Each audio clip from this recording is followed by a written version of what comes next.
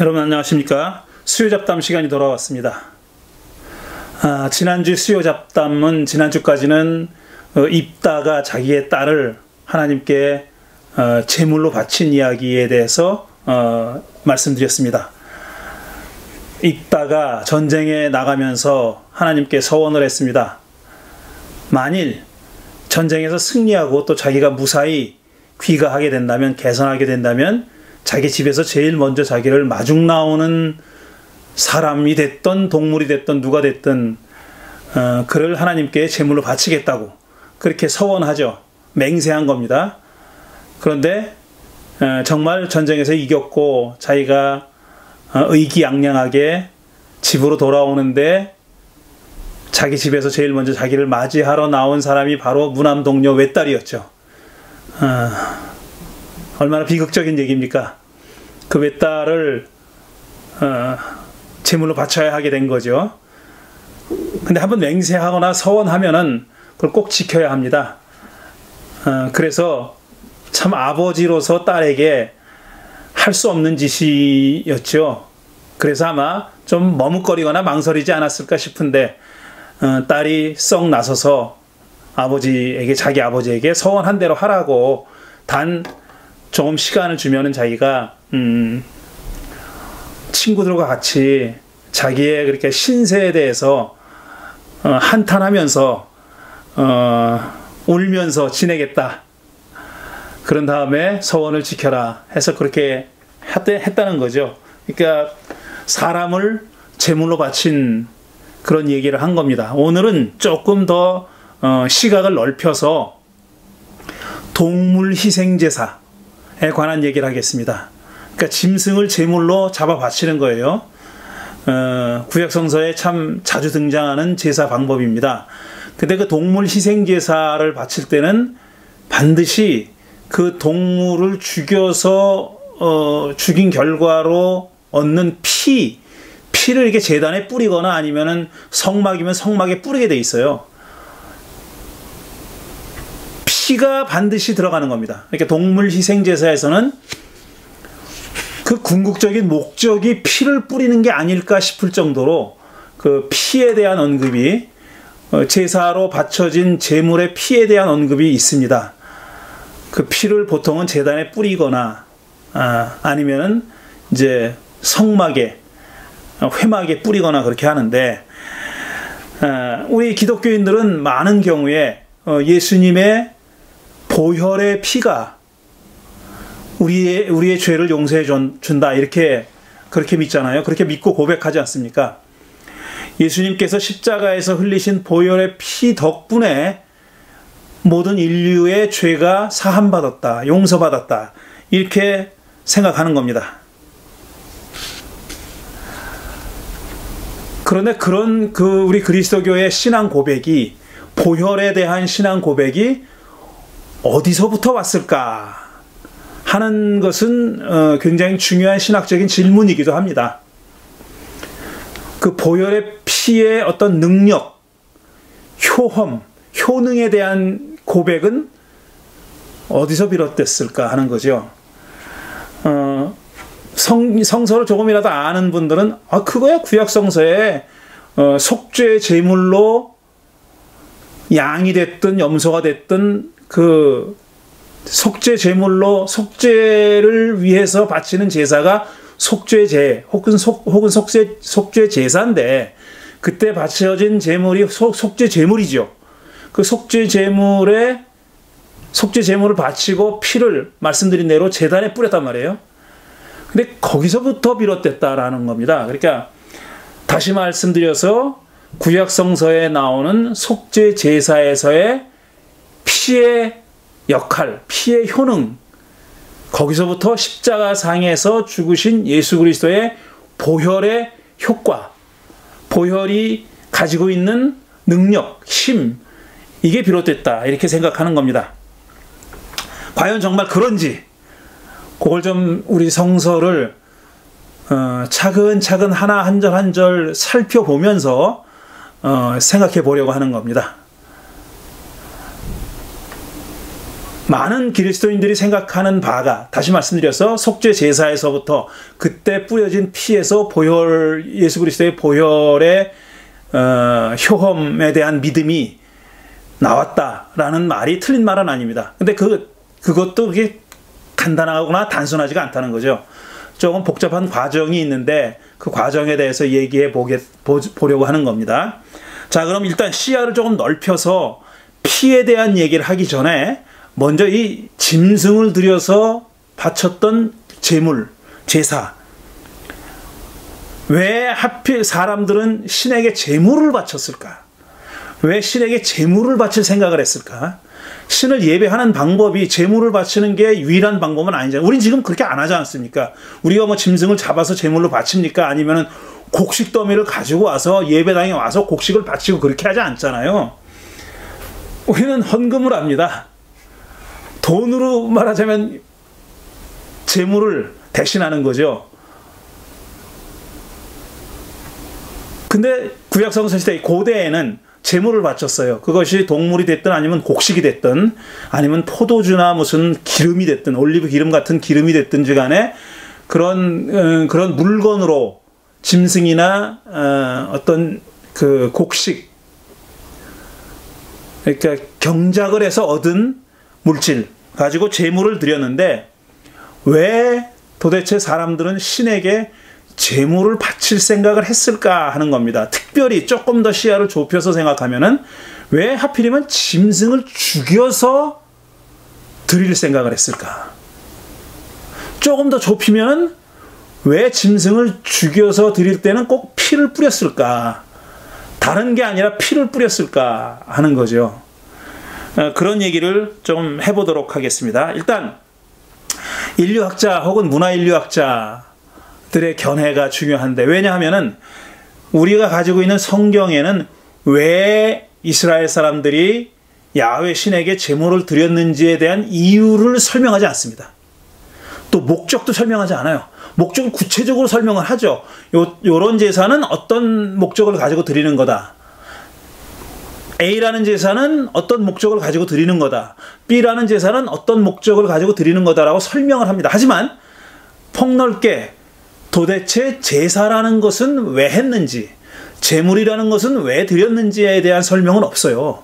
그런 구체적인 경우에 대한 설명은 있지만 폭넓게 제사를 왜 했는지 설명이 없어요. 왜냐하면 그거는 그 당시 사람들은 굳이 설명을 할 이유가 없다고 생각했기 때문이죠. 누구나 다 알고 있기 때문에, 누구나 다 알고 있다고 생각했기 때문에 굳이 설명하지 않은 겁니다. 그리고 짐승을 왜 굳이 짐승을 잡아서 드렸는지에 대한 설명도 없어요. 왜 돌덩이나 아니면은 금이나 다이아나 이런 거 가지고 제사를 안 드렸는지, 그런 걸 바칠 수도 있지 않습니까? 그게 인간들에게는, 사람들에게는 소중하게 여겨지는 물건이었는데 왜 그런 걸로 제사를 드리지 않고 짐승을 드리거나 아니면 곡식을 드리거나 그렇게 했는지 설명하지 않아요. 왜 그러냐면은 그건 설명하지 않아도 다 안다고 생각했기 때문에 그렇습니다. 그런데 그로부터 수천 년이 지난 우리들한테는 그게 그렇게 명확관하지 않습니다. 왜 그렇게 했는지 궁금하죠. 그래서 학자들은, 특히 인류학자들, 문화인류학자들, 이런 사람들은 그 이유를, 왜 제사를 드렸고 왜 짐승을 잡아서 제사를 했는지에 대한 나름의 설명을 내놓았습니다. 먼저 에드워드 타일러라고 하는 유명한 인류학자의 설명은 이렇습니다. 그 고대인들은 희생 제사를 뭐라고 생각했냐면 a gift made to a deity as if he were human. 마치 그 제사를 받는 신이 사람인 것처럼 여겨서, 그렇게 생각을 해서 제사를 드렸다, 이런 겁니다. 그런 사람이라고 생각해서, 신을 사람인 것처럼 생각해서 거기에 대해서 선물한 거다, 제물을 바친 거다, 이렇게 생각하는 겁니다. 그 목적은 뭐냐면은 I give so that you will give in return 입니다. 그러니까 내가 이걸 드릴 테니까 당신도 그에 대한 보답으로, 답례로 나한테 이런 걸 주시오라고 기대를 하고 제물을 바쳤다는 겁니다. 그게 에드워드 타일러의 이론입니다. 왜 제사를 했는지, 왜 짐승의 짐승을 제물로 바쳤는지 하는 이유를 이렇게 설명한 겁니다. 사람이라고 생각해서 제사를 받을 그 신을 마치 사람인 것처럼 생각해서 나는 이걸 줄 테니까 너도 이걸 다오. 이건 엄격히 말해서 불균등 교환입니다. 사람이 신에게 드리는 것은 고작 어떤 짐승이거나 소량의 곡식일 뿐이지만 그걸 드림으로써 신에게서 받을 거라고 기대하는 것은 그거보다 더 큰 축복이죠. 그러니까 어떤 풍년이나 다산이나 이런 걸 기대하는 겁니다. 그러니까 일부를 바치면서 많은 걸 바라는 겁니다. 이게 타일러의 이론이고요. 그 다음에 저 유명한 프레이저라는 사람은 어떤 이론을 내세웠냐면 희생제사는 말하자면 어떤 그 신적인 왕을 죽이는 그런 의식이다라는 겁니다. 그러니까 신적인 어떤 왕을 죽임으로써 그 신과의 어떤 연결을 시도하는 그런 거라고 추측한 겁니다. 이거 다 추측입니다. 어떤 특별한 어떤 근거를 가지고 증거를 가지고 하는 건 아니고 추측인데요. 그 다음에 우리 신학계에서도 유명한 구약성서학계에서도 유명한 로버트슨 스미스라고 하는 사람이 있어요. 1800년대 말의 사람인데요. 1800년대 말 1900년대 말 아니구나. 1800년대 말 2000년대 초, 그러니까 1900년대 초에 활동했던 그 아주 유명한 성서학자이자 이런 그 인류학적인 접근을 했던 사람입니다. 아주 이게 지금은 많이 이 사람의 이론이 반박을 당하고 하지만 한때는 이 로버트슨 스미스는 굉장히 영향력을 강하게 끼쳤던 그런 학자이기도 합니다. 이 양반은 뭐라고 얘기를 했냐면은 희생제사는 그 부족과 그 부족의 신을 상징하는 토템 동물을 죽이는 의식에서부터 시작됐다. 그러니까 A라는 종족과 그 종족이 섬기는 신을 상징하는 동물이 있는 거예요. 그게 곰일 수도 있고 양과 소 뭐 이런 걸 수 있어요. 근데 그 동물을 죽인다는 거예요. 죽여서 그 신에게 제물을 바치는 거예요. 신적인 어떤 성품을 가지고 있다고 여겼던, 신적인 성격, 네이처를 가지고 있다고 생각했던 토템, 동물을 죽여서 제물을 바치는 거예요. 그래서 그렇게 해서 그 제물로 바쳐진 동물의 고기를 신과 제사를 드린 그 인간들이 함께 먹음으로써 서로 연결되어 있다는 걸 확인하는 거예요. 신과의 합의를 경험하기 위해서 그렇게 했다는 겁니다. 그러니까 죽여서 짐승을 제물로 바쳐진 짐승의 고기를 같이 먹는 겁니다. 구약성서에도 있어요, 이게. 그러니까 신의 산에서 언약을 맺을 때 장로들을 데리고 올라가지 않습니까? 모세와 아론이, 그 다음에 아론의 아들들과 그 다음에 그 각 부족에서 선출된 장로들 데리고 신의 산에 올라가서 같이 제사를 드리고 같이 식사를 해요. 근데 그 장로들이 감히 이렇게 눈을 들어서 야훼 하나님을 쳐다보지 못했다. 그 발 밑에 있는 그 어떤 것만 쳐다봤다라는 말이 거기 나오는 거죠. 그 고기를 신과 제사를 바친 사람이 함께 먹음으로써 신과의 합의를 경험하기 위해서 그런 제사를 드렸다는 거죠. 목적은 뭐냐면은 그 부족 내부의 결속을 이렇게 해서 결속을 다지고 또 신과의 합의를 경험할 목적으로 희생 제사를 드렸다라는 겁니다. 상당히 그 일리가 있는 그런 이론이죠. 일리가 있다는 게 어떤 특별한 증거가 있어서가 아니라 가장 그럴듯하다 이런 겁니다. 지금 우리 인간의 현대인의 멘탈에 비추어서 현대인들의 이 정신 사고 문화에 비추어서 가장 비슷한 의견을 내놨다 하는 거죠. 그 다음에 후버트 앤 마우스라는 사람이, 이 두 사람이 같이 연구했는데요. 후버트와 마우스라는 사람이 내세운 이론은 이런 겁니다. 일단 희생제물은 신에게 바치는 기프트라는 생각은 타일러의 생각과 비슷해요. 이건 신에게 바치는 기프트다. 나는 이걸 줄 테니까 당신도 나한테 이러이러한 걸 다오라는 그런 의미에서 바친 기프트라는 겁니다. 그런데 거기다 이 두 사람은 후버트 앤 마우스는 한 가지를 더 첨가했어요. 그게 뭐냐면은 바쳐진 제물, 그러니까 동물, 주로 동물이죠. 주로 짐승인데 그 짐승은 이 속세하고 성스러운 세계, 거룩한 세계를 연결하는 어떤 가교 역할을 한다고 여겼다는 겁니다. 그러니까 a link between the profane and the sacred world 라는 거죠. 그러니까 속세와 우리 사람들이 생을 이어가는, 사람들이 살아가는 속세와 또 신이 거처하는 세계, 성스러운 세계를 연결하는 어떤 링크다, 연결점이었다라는 겁니다. 그래서 이 희생 제물을 뭐라고 불렀냐면 mediating vehicle이라고 불렀어요. 그러니까 연결하는 어떤 수단이라고 생각했던 겁니다. 그 다음에 마지막으로 한 가지, 이 희생 제물을 뭐라고 생각했냐면, 그것도 희생 제사를 받는 신을 사람인 것처럼 생각해서 이 신도 먹어야 된다는 겁니다. 그래서 이 제물은 신에게 바쳐진 음식이다, 푸드다, 음식이다라고 생각한 그렇게 주장했던 이론가들이 있습니다. 이거를 보여주는, 물론 자, 구약 성경에는 그렇게 제물을 많이 바치는 얘기가 나와요. 그렇죠? 뭐 솔로몬은 성전을 봉헌하면서 뭐 수천의 희생 제물을 바쳤다 그러잖아요. 수천 마리의 짐승을 희생 제사로 바쳤다 그랬어요. 근데 그거 말고도 야훼 신에게 동물을 희생 제사로 바친 이야기가 여러 번 나옵니다.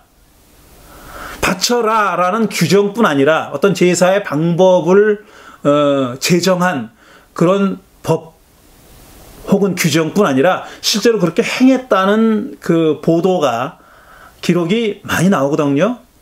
솔로몬의 예는 가장 대표적인 예고요. 그러니까 그때 구약 성서에서는 그 바쳐진 제물을 야훼가 먹었다는 얘기는 없어요. 어떻게 처리하냐 하면은 그거는 제사장들이 나눠 먹고, 어떤 제물은 제사를 바친 사람과 제사장이 같이 먹으라는 것도 있어요. 근데 또 어떤 제물은 제사를 바친 사람은 손대면 안 되고 제사장만 먹으라고 하는 그런 제물도 있습니다. 그런 제사 방법도 있어요. 어쨌든 그런데 중요한 건 뭐냐면 야훼 신이 제물을 먹었다는 얘기는 없어요. 제물을 바치고 나중에 가보니까 제물이 없어졌다, 그 동물이 없어요, 이런 얘기는 없어요. 그렇지만 제물을 바치는 사람의 마음가짐은 뭐냐면은 이렇게 바쳐진 제물을 야훼 신이 먹는다라고 생각했기 때문에 제물을 바친 겁니다. 그 지성소가 아주 새까맣고 깜깜했던 이유는, 그리고 사람이 들어갈 수는 없었던 이유는, 속죄일 빼놓고 속죄일에 대제사장이 들어가는 것 말고는 지성소에 들어갈 수 없었지 않습니까? 그렇게 된 이것도 뭐냐면은 그 안에 야훼 하나님이 계시다고 생각했으니까, 현존한다고 생각했고 제물을 드렸잖아요. 물론 그 안에서 드린 건 아니지만, 그 지성소 안에 들어가서 바친 건 아니지만 어쨌든 제단은 바깥에 있었어요. 근데 그 제물을 야훼 신이 바친다고 전제하고 제물을 바친 겁니다. 물론 먹기는 제사장들이 먹었지만 말이죠. 그러니까 긴 얘기를 했는데 결국은 그 고대 중동 지방의 다른 종족의 종교에서는 그 제물을 받는 신이 제물을 먹는다고 여겼고, 그걸 안 보는 데서 제사장들이 먹었습니다. 제물을 바친 사람들은 제사장이 먹는 걸 몰라요. 근데 구약 성경에서는 제사장이 먹도록 규정이 되어 있어요. 심지어는 제물을 바치는 사람이 먹어도 되는 방법의 제사도 있습니다. 그러니까 제사장과 제물을 바친 사람이 먹는다고 서술하고 있어요. 근데 가나안과 여타 메소포타미아 지역의 다른 종족들에게서는 그게 비밀로 되어 있는 경우가 있었다는 겁니다. 그러니까 그 제물을 받는 신이 마치 진짜 먹는 것처럼 그렇게 서술하고 있는 그런 것도 있어요.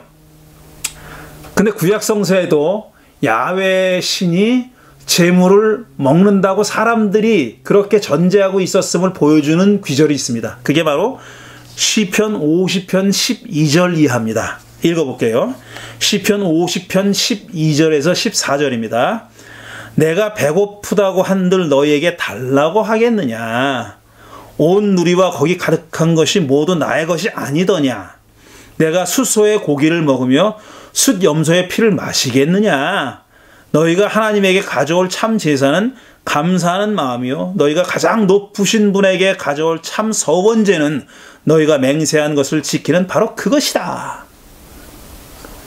이렇게 말하고 있습니다. 시편 50편은 이렇게 노래하고 있어요. 자, 너희들이 재물을 갖고 온들 내가 먹겠냐, 그거를.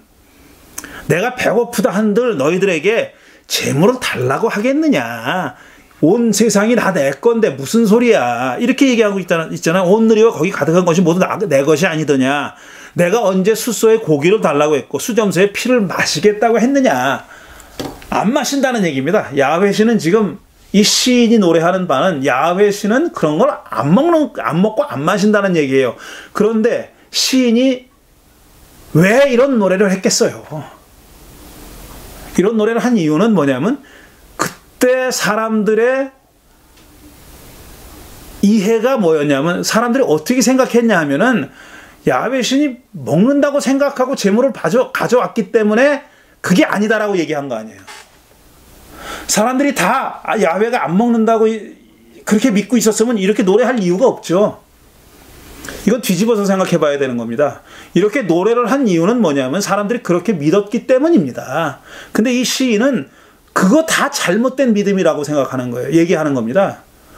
야훼가 정말 그 고기를 먹고 피를 마시겠어? 이건 지금 야훼 하나님이 화자예요.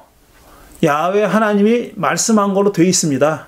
시인이 노래했지만 야훼가 말씀한 걸로 돼 있잖아. 내가, 그래 1인칭이에요. 내가 그걸 언제 달라 그랬어? 내가 그걸 먹고 마시겠어? 이렇게 얘기하고 있는 거죠. 근데 이 얘기에 밑바닥에 깔려있는 전제는 뭐냐면은 사람들이 그렇게 생각한 겁니다. 아, 야훼 신이 재물을 먹는다. 야훼 신이 뿌려진 피를 마신다. 이렇게 생각한 겁니다. 자, 이런 정도의 그 이론들을 여러분께 말씀드렸습니다. 그러니까 왜 제사를 드리는지, 사람들은 드려왔는지, 왜 하필이면 굳이 짐승을 잡아서 제물을 드렸는지 하는 것에 대해서 정답은 없어요. 사람들이 이렇게 인류학자들이, 문화인류학자들이 또 정서학자들이 이렇게 저렇게 추측한 겁니다. 그런 추측들에 대해서 몇 가지 말씀드렸고, 자, 그 다음에 이제 제가 말씀드리려고 하는 것은 이 구약성서에서 피, blood, 피라고 하는 것이 무엇이었나? 피가 의미하는 바가 뭐고 피가 상징하는 바가 무엇인지 하는 것을 우리가 생각해 봐야 됩니다. 왜냐하면 지금 피가 죄를 사하는 효능이 있느냐 없느냐를 가지고 따지고 있잖아요. 그러니까 피가 일단 뭔지 알아야죠. 피가 의미하는 바가 뭔지 알아야 거기에 속죄의 힘이 있느냐 없느냐 하는 것을 따져볼 것 아닙니까? 그래서 피가 뭘 상징하냐 하는 것을 알아볼 텐데, 이건 답이 분명합니다. 피는, 구약성서에서 피는 생명을 상징합니다. life입니다. life. blood는 곧 life예요. 피는 곧 생명입니다. 그래서 창세기 4장 10절을 보면은 가인이 아벨을 죽였어요. 그 다음에 나오는 얘기입니다. 주께서 말씀하셨다. 4장 10절. 주께서 말씀하셨다. 네가 무슨 일을 저질렀느냐? 너의 아우의 피가 땅에서 나에게 울부짖는다. 그랬어요. 가인이 아벨을 죽였잖아요. 가인의 시신은 땅바닥에 있습니다. 지금 묻어줬는지 안 묻어줬는지 모르지만 어쨌든 땅에 있는 거예요. 근데 땅에서 뭐가 울부짖냐면 피가 울부짖는다 그랬어요. 이 피는 곧 아벨의 생명을 상징하는 거죠. 지금 아벨이 죽었으나 그의 피가, 그의 생명이 울부짖고 있다. 너는 그의 목숨을 죽였지만 피의 생명이 있기 때문에 그 피가 울부짖고 있다라고 얘기하는 겁니다. 그러니까 피의 생명이 있다는 것을 아주 상징적으로 잘 보여주는 구절이고요. 그 다음에 또 유명한 구절, 노아가 홍수 후에 새로운 언약을 하나님과 맺었을 때 얘기입니다. 창세기 9장 4절과 5절. 자, 하나님이 하시는 말씀입니다. 그러나 고기를 먹을 때 피가 있는 채로 먹지는 말아라. 자, 노아의 홍수 이전에는 육식이 허용되지 않았었어요. 고기 좋아하는 사람은 참 그때 안 태어나길 다행이죠. 야채만 먹을 수 있었습니다. 고기를 먹지 못했어요. 그런데 이 노아의 홍수 이후에 이제 비로소 야훼 하나님이 육식을 허용하는 겁니다. 그러나 고기를 먹을 하지만 단서 조항이 있어요. 그러나 고기를 먹을 때 피가 있는 채로 먹지는 말아라. 피까지 먹지는 말아라. 왜냐? 피에는 생명이 있다 그랬어요. 피에는 생명이 있다. 생명이 있는 피를 흘리는 자는 내가 반드시 보복하겠다. 자, 이거 먹지 않는, 그러니까 피를 먹지 않는 거에서부터 한 걸음 더 나가는 거예요. 피를 먹지 말아라. 왜냐하면 피에는 생명이 있기 때문이다. 그렇게 말한 다음에, 자, 생명이 있는 피를 흘리게 하는 자는 내가 반드시 보복하겠다. 어떻게 보복하냐면, 그것이 짐승이면 어떤 짐승이든 그것에게도 보복하겠다. 사람이 같은 사람의 피를 흘리게 하면 그에게도 보복하겠다. 이건 뭐냐면은, 그도 피를 흘려야 한다는 얘기예요. 그러니까 피를 흘려서 누구를 죽게 했으면은 그 살인자도 피를 흘리고 죽게 만들겠다 이런 뜻이에요. 그러니까 말하자면 동형보복이에요. 동형보복. 렉스탈리오니스. 똑같은 모양으로 보복하겠다는 거예요. 뭐에 대해서만? 피에 대해서만 그렇다는 겁니다. 이제 다른 규정들이 또 나오지만 앞으로 나오겠지만 그 뒤로 성경 어떤 그 죄에 대해서는 금전으로다가 보상할 수 있어요. 금전으로 보상할 수 있는 그런 죄가 있습니다. 그렇지만 살인죄에 대해서는 금전 보상이 허용되지 않아요. 종이 아니라, 종은 또 예외예요. 종이 아닌 같은 이스라엘 사람을 죽였다. 누가? 그러면 그거는 죽음으로 속죄해야 돼요. 다른 방법이 없어요. 왜냐하면 그는 피를 흘렸기 때문에. 생명인 피를 흘렸기 때문에 똑같은 방식으로 보복을 당해야 되는 거다라는 겁니다. 자, 그 다음에 또 피의 어떤 효능에 대해서 잘 보여주는 것이 바로 이집트에 내린 10번째 재앙, 장자가 죽는 재앙을 피하는 길을 야훼 신이 이스라엘 백성들에게 알려줬을 때 잘 드러납니다. 출애굽기 12장 7절과 13절을 보면은, 그리고 그 피는 받아다가 잡은 양을 먹을 집에 좌우 문설주와 상인방에 발라야 한다. 그러니까 6월절 양을 잡는 겁니다. 그리고 그 피를 상인방과 문설주에 바르라는 거예요. 여러분, 연세가 좀 드신 분은 찰턴 헤스턴 나오는 그 10개를 단체 관람이라도 하셔가지고 보셨을 텐데, 그 10개에 나오지 않습니까? 피를 갖다가 이렇게 문설주에, 상인방과 문설주에다가 바르는, 양쪽이 삼각형으로 바르잖아요. 그러면 죽음의 사자가 그 피를 보고 그 집에 들어가지 않았다는 거예요. 그건 이스라엘 사람들이, 히브리 사람들이 사는 데니까 들어가서 장자를 죽이지 않았다는 겁니다. 바깥으로 나오면 안 됩니다. 그래서 상인방에 발라야 한다. 문틀에 피를 발랐으면 그것은 너희가 살고 있는 집의 표적이니, 그러니까 히브리 사람이 살고 있는 집의 표적이니, 내가 이집트 땅을 칠 때 문설주에 피를 바른 집은 그 피를 보고 내가 너희를 치지 않고 넘어갈 것이니 너희는 재앙을 피하여 살아남으리라. 그러니까 이 피는 지금 구원을 가져다 주는 피예요.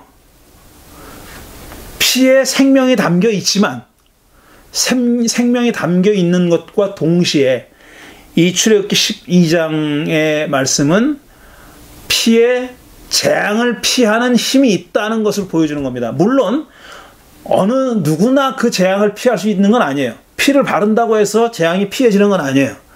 히브리 사람들에게만 해당하는 일입니다.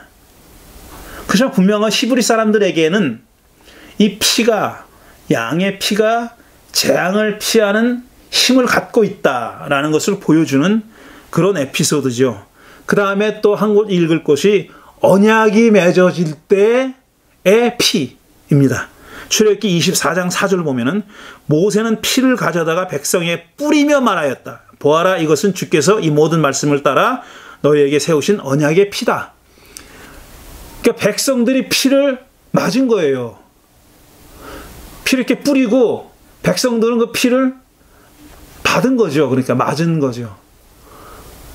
뭐 어떤 믿음이 있었기 때문에 그 피가, 그렇게 뿌려진 피가 계약의 사실을, 언약이 맺어졌다는 사실을 인증하는 사인인 겁니다.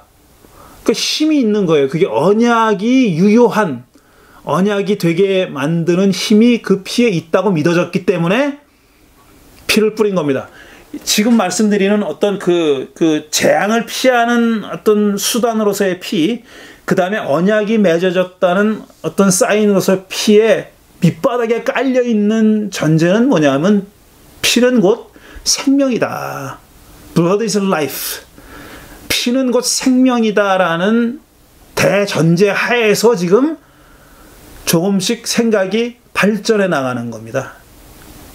재앙을 피하는 피, 그 다음에 언약의 피, 이런 식으로 발전해 나가는 것이고, 그 다음에 제가 읽을 귀절은 도피성에 관한 겁니다.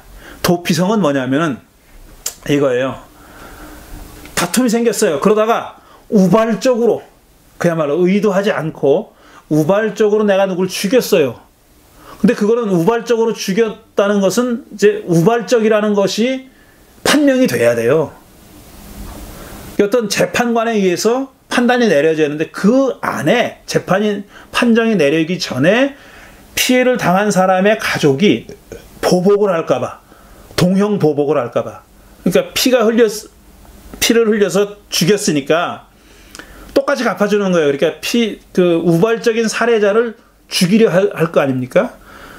그런 사람이 판결이 내려질 때까지 이런 내가 지정하는 도성에 가서 피해 있어라 라는 겁니다. 근데 그 도피성에 피해 있는 사람을 들어가서 끌어내지는 못해요. 재판이 끝날 때까지는 끌어내지 못해요. 그 도피성에 관한 구절이에요. 근데 도피성에 관한 규정에도 피가 나옵니다. 민수기 35장 33절, 너희가 사는 땅을 더럽히지 말아라. 피가 땅에 떨어지면 땅이 더러워진다. 피가 떨어진 땅은 피를 흘리게 한 그 살해자의 피가 아니고서는 깨끗하게 되지 않는다. 그렇기 때문에 결국은 피로 보복을 하게 돼 있는데, 피로 더러워진 땅은 피로서만 깨끗해질 수 있는데, 그런 판결이 내려지기 전까지는 도피성에 안전하게 피해 있어라 라는 겁니다. 제가 이 제사와 관련된 피에 대해서만 얘기하려다 보니까 피가 다른 어떤 역할을 하는 게 있습니다. 그게 특별히 피가 이제 지금 이렇게 깨끗하게 한다는 그런 의미잖아요. 물론 여기서 지금 피가 땅을 더럽혔다 그랬어요. 피가 땅에 떨어지면 땅이 더러워진다 그랬습니다. 땅이 오염된다 그랬어요. 그러니까 살해당한 사람의 피는 땅을 더럽힙니다. 그리고 또 사물을 더럽히는 피가 있는데, 그게 여성들에게는 죄송하지만 여성들의 그 달거리 피는 그거가 닿는, 피가 닿는, 아니면 달거리를 하고 있는 여인이 닿는 모든 것을 다 부정하게 만듭니다. 더럽힙니다. 그래서 그걸 어떻게 해서 깨끗하게 만드는 방법들을 또 다 제시하고 있어요. 근데 참 아이러니컬하게도 똑같은 피인데 제사에서 사용되는 피는 깨끗하게 하는 힘이 있다고 생각했어요. 근데 일상생활에서 뿌려진 피는, 흘러나온 피는 어떤 경우에는 그게 땅과 사물을 더럽힌다고 생각했었어요. 그러니까 피가 이런 양가의 의미를 가지고 있는 겁니다. 서로 정반대되는 의미를 가지고 있는 거예요. 뭐에 따라서? 상황에 따라서 피는 서로 정반대되는 의미를 가지고 있다고 그렇게 믿어졌습니다. 자, 이제 마지막으로 속죄 제사에 관한 예를 들 텐데요. 레위기 4장 32절 이하입니다. 속죄 제사에서의 피에 관한 얘기입니다. 자, 32절. 평민이, 이스라엘 보통 사람이 속죄 제사 제물로 양을 가져오려면 그는 흠 없는 암컷을 가져와서 그 속죄 제물의 머리 위에 손을 얹은 다음에 번제물을 잡는 바로 그곳에서, 번제물을 잡는 곳이 있어요. 지정돼 있어요. 그곳에서 그 암양을 잡아서 속죄 제물로 삼아야 한다 그랬어요. 그러면 제사장은 그 다음에 그 속죄 제물의 피를 얼마 받아다가 손가락으로 찍어서 번제단의 뿔에 바르고 나머지 피는 모두 제단 밑바닥에 쏟아야 한다 그랬어요. 속죄 제물을 바칠 때 제물로 바쳐진 짐승의 피에 관한 규정입니다. 그 피의 일부는 제단에, 그러니까 알터에, 제단에 뿔이 있어요. 네 군데 뿔이 있어요. 그 뿔에 발라라. 그리고 나머지 피는 모두 제단 밑바닥에 쏟아라. 이렇게 규정하고 있습니다. 이게 속죄 제물을 바치는 방식이에요. 다시 말해서 속죄 제물에는 일반적으로 예외가 있어요. 예외는 나중에 말씀드리겠어요. 일반적으로 속죄 제물에는 이 피의식, 블러드 리추얼이라는 거, 피를 어떻게 하라, 지금같이 제단의 뿔에 바르고 제단 밑바닥에 쏟아라라는 식으로 블러드 리추얼이 꼭 있습니다. 피를 가지고 어떻게 하는 거예요. 이런 걸 보면은 속죄 제사와 피의 상관관계를 우리가 상상해보지 않을 수 없어요. 아, 이거 피가 무슨 이 속죄 제사에서 중요한 역할을 하는 게 아닐까? 속죄 제사의 효과가, 이펙트가 피에 있는 거 아닐까 하는 그런 추측을 가능하게 하는 것이죠. 그렇지 않겠습니까? 피에 대한 규정이 이렇게 비교적 상세하게 있단 말이죠. 피를 어떻게 하라라는 그런 얘기가 있는 걸 보면은 속죄의 효과와 피의 상관관계에 대해서 우리가 추정하거나 추측할 수 있다라는 겁니다. 그래서 지금 말씀드린 대로 구약 성서에서 속죄 제사, 히브리 말로 하타트라 그래요. 하타트, 속죄 제사예요. 이게 sin offering입니다. 영어로 sin offering. 속죄 제사를 통해 달성된다고 믿어졌던 속죄, 그러니까 죄가 없어지는 거죠. expiation 혹은 atonement, 속죄하는 거예요. 죄가 없어지는 거예요. 해결되는 거예요. 죄의 문제가 해결되는 거예요. 해결되는 데 있어서 피의식이, 그 blood ritual이 필수적이라고 추측하게 만듭니다. 이 속죄 제사에 관한 규정은, 구약 성서의 규정은 그렇게 추측할 수 있도록 우리를 이끌어 준다라는 겁니다. 그런데 여기서 이게 얼마 전에 저 페이스북에도 몇몇 사람들이 이걸 가지고 굉장히 그 토론을 하던데요. 이 속죄 제사라는 것의 목적이 뭐냐라는 것에 대해서, 속죄 제사가 죄를 사하여 주는 거잖아요. 그래서 속죄 sin offering이라고 그러잖아요. 하타트, sin offering이라고 부르잖아요. 그러니까 죄와 관련된 희생제사입니다. 그러니까 죄를 해결하기 위한 희생제사, sin offering이에요. 그러니까 우리 말로는 속죄 제사라고 부르는 겁니다. 속죄제 혹은 속죄 제사라고 부르는데 1970년대 초중반에 저 북가주의 UC 얼바인은 남가주고 UC 버클리에서 오랫동안 가르쳤던 위대한 랍비 야콥 밀그롬이라고 하는 그 유명한 구약학자, 유대인 구약학자가 있습니다. 그 사람이 이 레위기 제사에 관한 정말 하나의 권위자입니다. 그 권위자라고 누구나 다 여기는 그런 사람이에요. 그의 제자도 많고요. 저는 아라모 클래스를 클레먼트 다닐 때 아라모 클래스를 그 밀그롬의 제자에게 배웠습니다. 아라모 문법과 아라모 강독을 한 학기 하는 건데, 그분이 이제 야콥 밀그롬의 제자였는데, 어쨌든 그 야콥 밀그롬 하면은 레위기 주석, 앵커 바이블 커멘터리에 레위기 주석을 쓴 사람이고, 어쨌든 제사 제도에 관한 한 정말 이 사람이 뭐라고 한마디 하면은 그게 막 그냥 정설 비슷한 것이 돼버리는 그런 정도의 사람인데, 이 양반이 1971년도와 74년도인가에 유명한 논문을 썼어요. 그게 뭐냐면은 이 sin offering을 통해서 달성되는 게 뭐냐. 그거는 sin offering을, 그러니까 속죄제를 드린 사람의 죄가 사해지는 게 아니라 그 사람으로 인해서, 아니면 이스라엘 백성들로 인해서 더럽혀진, 부정하게 된 성소, 그러니까 sanctuary, 템플이 됐든 아니면 그 성막이 됐든지 간에 그걸 깨끗하게 하는 효과가 바로 속죄 제사에 있다라는 주장을 했어요. 굉장히 충격적인 주장이죠. 그리고 우리 그리스도인들의 생각과는 전혀 다른 생각입니다. 우리 그리스도인들은 구약성서의 속죄제는 그 제물을 바침으로써 죄 지은 사람의 죄가 용서받는다고 생각했고, 그게 신약으로 흘러 들어와서 예수 그리스도의 십자가에서 흘린 예수 그리스도의 피로 인해서 모든 인류의 죄가 깨끗이 씻어졌다, 속죄됐다, 사함받았다, 이렇게 믿잖아요. 그러니까 그거는 이런 그 그리스도교의 신앙 고백의 근거는 뭐냐면은 속죄제가 제물을 바치는 사람의 죄를 사해주는 효과가 있다는 데 있는 겁니다. 근데 밀그롬은 그게 아니라는 거예요. 속죄제는 그러니까 하나님이 계신 곳에 더러움을 씻어주는 효과다, 이렇게 얘기한 거예요. 전혀 다른 얘기를 한 겁니다. 아마 밀그롬은 그 이후에도 그 자기의 주장을 계속 저는 간직하고 있는 걸로 알아요. 간직했던 것으로 알아요. 70년대 초중반에 처음으로 주장한 거지만 그 이후에 아마 레위기 주석에도 계속 그렇게 쓰여 있는 걸로 알고 있습니다. 예, 좌우간. 그런데 이게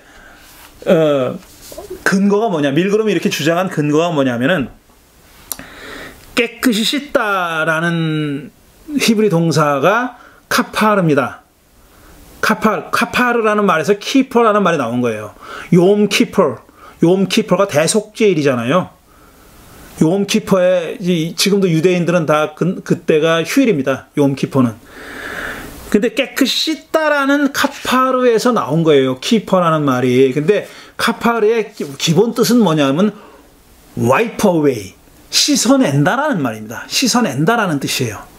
근데 그 씻어낸다라는 히브리어의 어원이라고 여겨지는 아카드어가 어떤 뜻을 가지고 있냐면 똑같은 wipe out 혹은 cleanse라는 뜻을 가지고 있어요. 씻어낸다라는 뜻을 가지고 있어요. 그래서 이 속죄 제물로 바쳐진 어린 양의 피는 그런 씻어내는 효과가 있다는 거예요. 씻어내는 효과. 그래서 조금 웃기는 말일지도 모르지만 밀그롬은 이런 말까지 했어요. 그러니까 그 속죄 제물의 피는 뭐냐면은 sacrificial blood잖아요. 그게 희생 제물로 바쳐진 동물의 피, sacrificial blood는 곧 ritual detergent다. 그러니까 의식적인 예전적인 하이타이다. 예전적인 디터전트, 세탁 빨래비누다 이거예요. 빨래비누. 씻어내는 도구다. 리추얼 디터전트다라는 말을 했어요. 마켓에 가면 파는 거 있잖아요. 타이드 뭐 이런 거. 그게 디터전트잖아요. 세탁하는 세제. 그러니까 예전적인 세제다, 이런 말을 사용했습니다.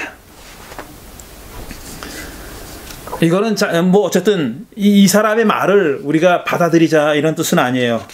근데 밀그롬은 이런 주장을 했고 이런 근거에서 이런 주장을 했다는 거고, 이 밀그롬이 주장한 카파르라는 말은 이제 다음 주에 조금 더 얘기할 겁니다. 키퍼라는 그 속죄, atonement라는 뜻이거든요, 그게. 그러니까 욤 키퍼는 Day of Atonement예요.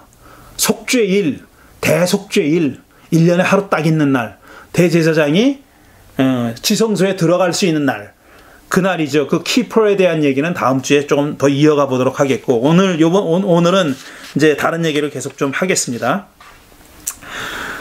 자, 그래서 이제 속죄일에 대한 규정이 욤 키퍼에 대한 규정이 레위기 16장에 나옵니다. 16장의 일부를 제가 읽어드릴게요. 16장 15절과 16절인데, 자, 이렇게 되어 있습니다. 이어서 아론은 백성이 속죄제물로 바친 수점소를 잡아 그 피를 휘장 안으로 가지고 들어가서 숫소에 피를 뿌릴 때와 마찬가지로 덮개 넘어와 덮개 안에 뿌려야 한다. 이 덮개는 언약궤를 덮고 있는 덮개거든요. 근데 이 언약궤가 어디 들어 있습니까? 어디 들어가 있습니까? 지성소에 들어가 있어요. 홀리 오브 홀리즈에 들어가 있어요. 근데 지금 이 속죄일에는 대제사장의 아론이 그 지성소까지 들어가서 수소에 피를 뿌릴 때와 마찬가지로 숫염소의 피도 덮개 넘어와 덮개 앞에 뿌리라는 거예요. 덮개가 이렇게 있으면 덮개 넘어, 덮개 뒤와 그 앞에다가 뿌리라는 겁니다. 이렇게 하여 그런 성소를 성결하게 하여야 한다. 그러니까 이런 거에서 아까 이 야곱 밀그롬이 그런 주장을 한 거예요. 깨끗하게 하는 거다. 카파르다. 카파르는 깨끗하게 한다라는 뜻이다. 그래서 이게 속죄 제사의 효과는 성소를 깨끗하게 하는 거다 라고 주장한 겁니다. 자, 이스라엘 자손이 부정을 탔고 그들이 온갖 죄를 지었으므로 성소마저 부정을 탔기 때문이다. 그는 같은 방법으로 회막도 성결하게 하여야 한다. 부정탄 백성이 드나들어서 회막도 부정을 탔기 때문이다. 이 귀절만 보면은 밀그롬의 한 주장이 일리가 있죠. 제물을 바친 사람의 죄를 사해 주는 것이 아니라 그들로 인해서 더럽혀진 성소를 깨끗하게 한다 라는 주장이 일리가 있는 거죠. 그런데 자, 이게 속죄 제물과 속죄 제사와 관련해서 이게 전부 다였다. 구약 성서에 기록되어 있는 속죄 제사에 관한 규정의 전부였다 그러면은 우리가 피 없는 속죄 제사는 상상할 수 없습니다. 그러니까 속죄 제사는 반드시 피를 동반해야 되는 거고 그 피에 어떤 효능이 있다고 우리가 추측할 수 있는 근거가 거기에 있는데 반드시 그렇지만도 않아요. 동물을 제물로 바치지 않는 속죄 제사도 있습니다. 그게 바로 레위기 5장 10절과 11절에 기록되어 있는 제사 방법입니다. 이렇게 되어 있습니다. 번제물로 가져온 짐승 제물은 규례를 따라 제사장의 번제물로 바쳐야 한다. 번제물은 홀랑 다 태우는 겁니다. burnt offering 다 태우는 거예요. 이렇게 하여 제사장이 그의 피를 속하여 주면 그는 용서받는다. 그러나 그가 산 비둘기 2마리나 집 비둘기 새끼 2마리조차 바칠 형편이 못 될 때에는, 이렇게 가난할 때에는, 이 비둘기는 뭐 공짜 생기는 거 아니에요. 들에 나가서 잡아오는 거 아니에요. 자기가 다 사는 겁니다. 재물을 사는 거예요. 그런데 그것조차도 살 여유가 없는 사람들 경우에요. 그가 저지른 죄에 대한 보상으로서 주께 드리는 속죄 제물로 고운 밀가루 10분의 1 에바를 가져와서 제물로 드려야 한다. 이겁니다. 만일 속죄 제사가 피 없이는 의미가 없다, 효능이 없다라고 얘기한다면 지금 레위기 5장 10절과 11절의 규정은 말이 안 되는 거예요. 이거는 대체 제물을 얘기하고 있어요. 그 비둘기조차 살 여유가 없는 사람은 밀가루로 드려라 이거예요. 밀가루는 피가 없습니다. 그렇지만 속죄 제물로 밀가루를 드려라, 속죄 제사로 밀가루를 드려라 라는 거죠. 그렇다면 이 밀가루에는 피에 담겨 있다고 믿었던 효능이 밀가루에도 있다고 믿어졌기 때문에 이렇게 규정을 한 거죠. 반드시 피가 아니어도 된다는 얘기를 지금 하고 있는 겁니다. 이게 레위기 5장 10절 나오는 건데, 자, 이제 문제는 있어요. 여기도. 왜냐하면은 이 레위기라는 게 제사장 문서잖아요. 피 문서에 속하는 거잖아요. 근데 피 문서가 최종적으로 집대성될 때는 유배식입니다. 바벨론의 포로로 잡혀가서요. 그때는 성전에 제사를 못 드릴 때예요. 성전이 다 없기 때문에, 파괴돼서 없기 때문에 성전 제사가 불가능할 때였습니다. 그러니까 이런 규정이 후대에 첨가된 게 아니겠느냐라고 짐작하는 사람이 있겠습니까? 없겠습니까? 당연히 있죠. 그런 사람들은 이 규정이 여기 있는 것을 그렇게 이해합니다. 이미 성전은 사라져 버렸고 성전 제사도 못 드리는데 그래도 밀가루는 할 수 있잖아요. 유배로 잡혀갔어도 밀가루는 할 수 있잖아요. 성전은 없더라도. 물론 성전에서 바치는 건 아니에요. 하지만 밀가루 할 수 있으니까 이런 규정이 만들어진 거 아닌가 하고 짐작할 수 있습니다. 그런데 피 없는 속죄 제사가 이것만 있다, 레위기 5장의 말씀만 있다 그러면은 지금 말씀드린 그 소개한 유배 시기와 관련된 주장이 일리가 있어요. 그럴 수도 있겠다. 그런데 거기 말고도 죄사함을 거기서 한 걸음 더 나가서 속죄 제사 없는 죄사함, 그러니까 속죄 제사를 하지 않아도 죄를 사함받는 길이 있다고 얘기하는 구절들이 많이 나옵니다. 이건 또 어떻게 된 거냐를 우리가 생각해 봐야 하는 겁니다. 그 다른 방법은 뭐냐면은 속죄 제사 이외의 다른 방법은 return to God입니다. 하나님께로 돌아가라. 다시 말씀드려서 회개하라. 회개가 죄사함의 방법이라고 얘기하는 구절이 등장합니다. 그게 신명기 4장 29절과 30절을 보면 이렇게 돼 있어요. 여기서 거기는 유배지입니다.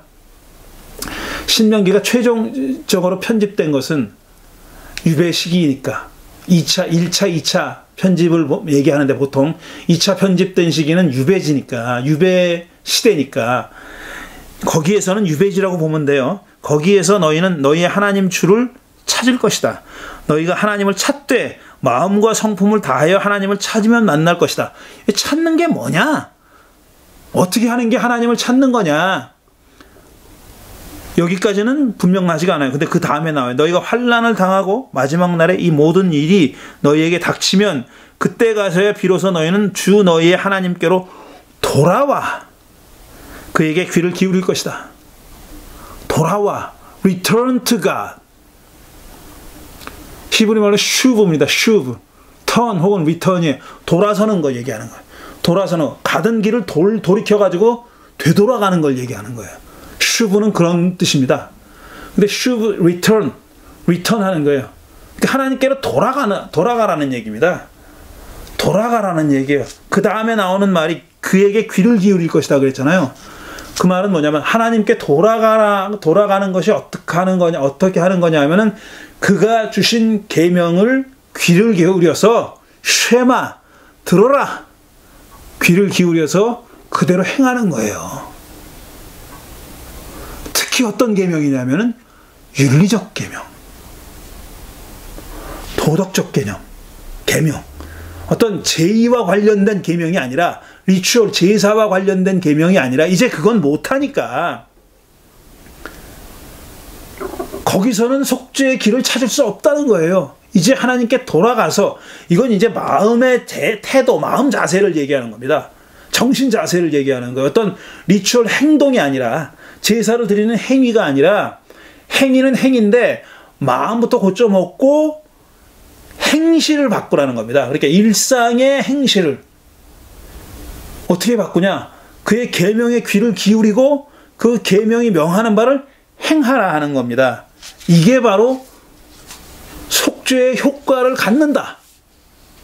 하나님께로 돌아가서 그의 계명에 귀를 기울이고 그 계명을 실천하는 데에 속죄 제사를 드렸을 때와 똑같은 효과가 있다고 얘기하는 겁니다.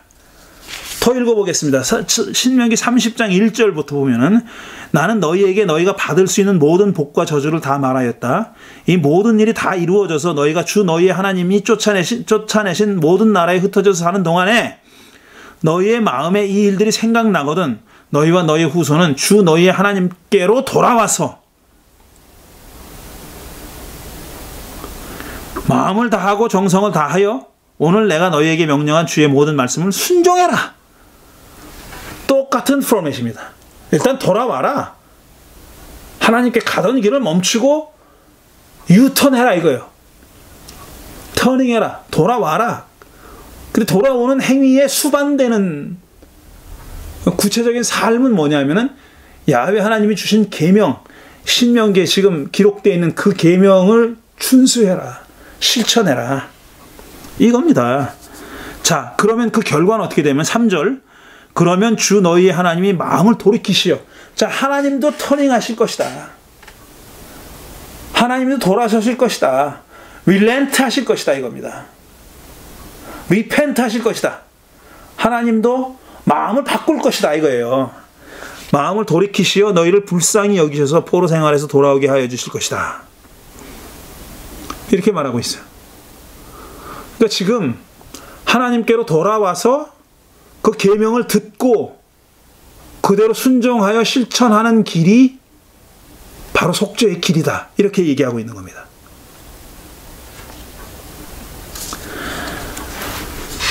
한 귀절만 더 읽겠어요. 이게 뭐냐면은 여러 번 전에도 읽은 적이 있는데 솔로몬이 제1성전을 예루살렘 성전을 봉헌하면서 바친 기도에 나오는 구절입니다. 열왕기상 8장 46절에서 49절 이렇게 되어 있어요. 죄를 짓지 아니하는 사람은 없습니다. 그렇죠. 없죠. 이 백성이 주께 죄를 지어서 주께서 진노하셔서 그들을 원수에게 넘겨주시게 될 때에 멀든지 가깝든지 백성이 원수의 땅으로 사로잡혀 가더라도 그들이 사로잡혀간 땅에서라도 마음을 돌이켜 회개하고 그들을 사로잡아간 사람의 땅에서 주께 자복하여 이르기를 우리가 죄를 지었고 우리가 악행을 저질렀으므로 우리가 반역하였습니다 하고 기도하거든 또 그들이 사로잡혀간 원수의 땅에서라도 마음을 다하고 정성을 다하여 주께 회개하고 또 회개라는 말이 나와요. 돌아간다는 얘기예요. 슈브 한다는 얘기예요. 슈브. 주께서 그들의 조상에게 주신 땅과 주께서 선택하신 이 도성과 내가 주의 이름을 기리려고 지은 이 성전을 바라보면서 기도하거든 주께서 계신 곳인 하늘에서 그들의 기도와 간구를 들으시고 그들의 사정을 살펴보아 주십시오. 이렇게 기도했어요. 자, 지금 이 열왕기상 8장의 기도가 드려지는 세팅은 제1성전, 그러니까 예루살렘 성전을 하나님께 바치면서 봉헌하는 기도입니다. 문맥의 세팅은 그래요. 하지만 역사적 세팅은 뭐냐면은 이 기도가 반영하고 있는 역사적인 현실은 유배로 잡혀갔을 때예요. 그러니까 지금 이 제사를 드리기 위해서 제1 목적이 제사를 드리는 장소인 성전을 봉헌하면서 솔로몬은 제사에 대한 얘기보다는 기도에 대한 얘기를 하고 있어요. 야훼께 돌아오는 일, 회개하는 일, 죄를 자복하는 일 이런 걸 얘기하잖아요. 제물을 바치는 얘기를 하지 않아요. 돌아오는 일을 얘기하는 거예요. 그건 이 기도문의 히스토리컬 세팅이 엑사일이라는 거예요. 유배 상황이라고 얘기하는 거예요. 성전을 바라보고 기도하면 그렇게 얘기하잖아요. 물론 예루살렘에 안 사는 사람들이 예루살렘을 바라보면이라는 뜻도 있지만 멀리 바벨론으로 유배 간 사람들이 예루살렘 쪽을 바라보고 기도할 때 이런 뜻이 1차적입니다. 그러니까 지금 구약성서 안에도 피를 뿌리는 속죄 제사와는 다른 속죄의 길에 대해서 얘기하고 있는 거예요. 속죄 받는 길을, 죄사함을 받는 길에 대해서 얘기하고 있는 겁니다. 한 가지가 밀가루를 밝히는 거를 얘기한 거고요. 그 다음에는 이제 turning to God을 얘기하는 거예요.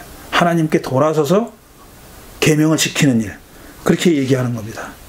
이런 얘기가 지금 구약성서 안에 다 들어있어요. 제가 지금 오늘 한 얘기는 이제 다음 주에 할 얘기에 어떤 밑자락에 해당하는 건데 피가 뭐냐, 그리고 제사라는 게 뭐냐, 피가 구약성서에 어떤 뜻을 가지고 있느냐, 피는 곧 생명이다. 그 피를 뿌리는 것은 그러니까 이제 생명을 주는 겁니다. 쉽게 얘기하면 생명을 바치는 거예요. 생명을 바치는 거, 생명을 바치는데 생명은 생명으로만 보석이 가능합니다. 그런 뜻에서 생명을 드리는 거예요. 자, 그래서 이슈가 뭐냐 하면은 오늘 얘기했고 앞으로 얘기할 이슈가 뭐냐 하면은 자, 희생 제사에서 왜 피를 뿌렸을까 하는 거예요. 피를 뿌린 이유가 뭘까? 우리가 계속 추구하고 있는 바고, 그 다음에 죄사함, expiation 혹은 어토먼트의 방법으로서, 죄사함을 받는 방법으로서 동물 희생 제사, 거기에 추가되는 피의식, 그것과 하나님을 향해 돌아서는 것, 지금 return to God 혹은 repentance, 회개, 이 둘은 여기서 여기로 진화한 건지 아니면은 동시에 일어나는 건지 하는 것을 살펴봐야 된다 하는 겁니다. 오늘 여기까지만 얘기하고요. 다음 주에 계속 하도록 하겠습니다. 긴 시간 들어주셔서 감사합니다.